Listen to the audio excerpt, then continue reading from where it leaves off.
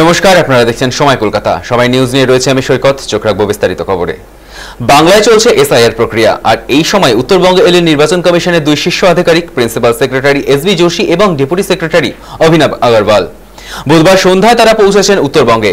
উদ্দেশ্য আলিপুরদুয়ার, কোচবিহার ও জলপাইগুড়ি, উত্তরবঙ্গের এই তিন জেলায় এসআইআর কার্যের পর্যালোচনা করা। সূত্রের খবর, বৃহস্পতিবার সকালেই শুরু হবে তাদের পরিদর্শন। বুথ লেভেল অফিসার অর্থাৎ বিএলও, রিটার্নিং অফিসার অর্থাৎ আরও এবং জেলা নির্বাচনী আধিকারিক অর্থাৎ DEO, assistant electoral registration officer অর্থাৎ ইআরও এবং সেক্টর ম্যাজিস্ট্রেট অর্থাৎ এসএমদের সঙ্গে বৈঠকের সূচি রয়েছে তাদের।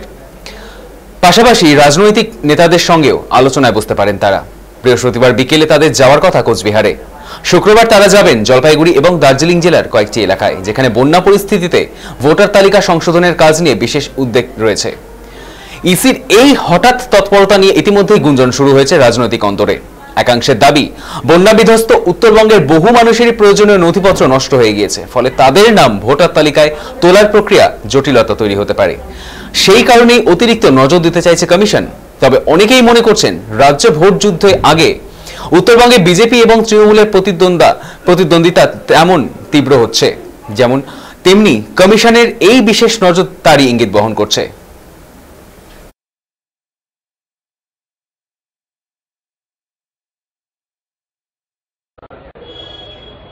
Sir sir sir sir sir